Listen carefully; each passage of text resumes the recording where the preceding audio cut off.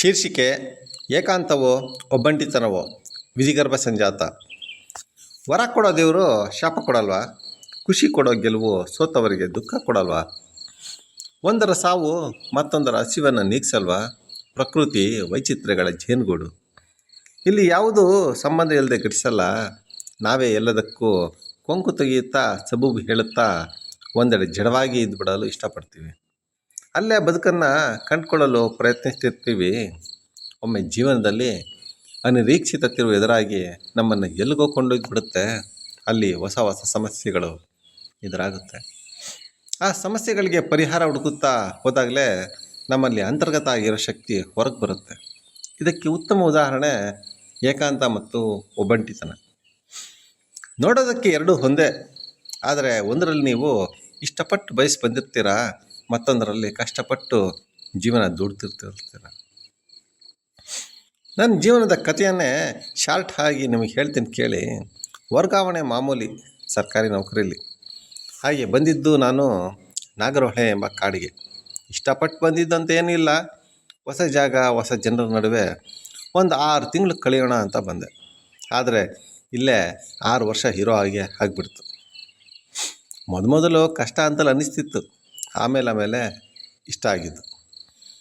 ಸಂಸಾರ ಏನೋ ಜಂಜಾಟದಲ್ಲೇ ಮುಳುಗಿದ್ದವನಿಗೆ, ದಿನನಿತ್ಯ 100 ಜನರ ಸಂಪರ್ಕದಲ್ಲಿದ್ದವನಿಗೆ ಇಲ್ಲಿ 4 ಮಂದಿ ಮಾತಾಡೋಕ್ಕೂ ಸಿಗಲ್ಲ.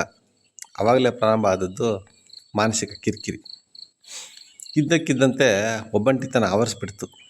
ಯಾವುದರಲ್ಲೂ ಆಸಕ್ತಿ ಇಲ್ಲ, ಲವಲವಿಕೆ ಒಂಚೂರು ಇಲ್ಲ, ಮುಖದಲ್ಲಿ ಜಿಗುಪ್ಸೆ ಮನೆ ಮಾಡಿತ್ತು. ಅದು 5 ವರ್ಷ ನನ್ನನ್ನು ದಿನಂಪ್ರತಿ ಕಾಡಿತ್ತು.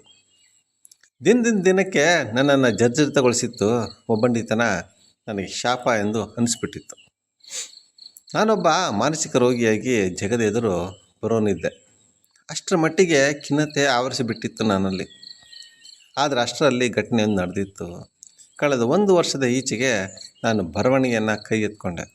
ಹೆಂಡತಿಗೆ 1 ಬಾರಿಯೂ ಐ ಲವ್ ಯು ಎಂದೇಳಿದ ನಾನು ಅವಳ ಮೇಲೆ ಕವಿತೆ ಹೆಣೆಯಲು ಶುರು ಮಾಡಿದೆ.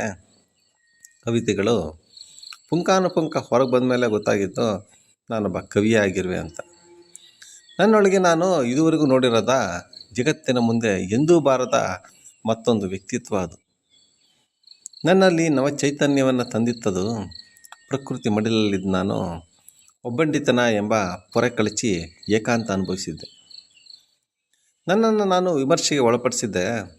ನನ್ನ ಒಂದಂಶದ ಛಾಯೆಯ ವಿರಾಟ ರೂಪ ನೀ ಎಂಬ ಸತ್ಯ ಅಲ್ಲೇ ಗೋಚರಿಸಿದ್ದು ನನಗೆ. ಬೇರೆಯವರ ಬಗ್ಗೆ ಇದ್ದ ಕೋಪ, ಅಸಹನೆ, ಹೊಟ್ಟೆ ಕಿಚ್ಚು ಎಲ್ಲ ತಂತಾನೇ ನನ್ನಿಂದ ಹೊರಟೋಗಿತ್ತು. ಹರಿಯೋ ನದಿ ನಾನಾಗಿದ್ದೆ. ಕಲ್ಮಶಗಳು ನನ್ನಿಂದ ಹೊರದೂಡಲ್ಪಟ್ಟಿತ್ತು. ಶಾಂತತೆ ನನ್ನೊಳಗೆ ಆವಿರ್ಭವಿಸಿತ್ತು. ನಾನೀಗ ಕುವೆಂಪುರವರ ಓ ನನ್ನ ಚೇತನ ಆ ಗುನಿಯ ನಿಕೇತನದ ನಿಜವಾದ ಅರ್ಥವನ್ನು ಕಂಡುಕೊಂಡಿರುವೆ. ಅದಕ್ಕೆ ಹೇಳೋದು life is a journey, don't force to stop it ಅಂತ.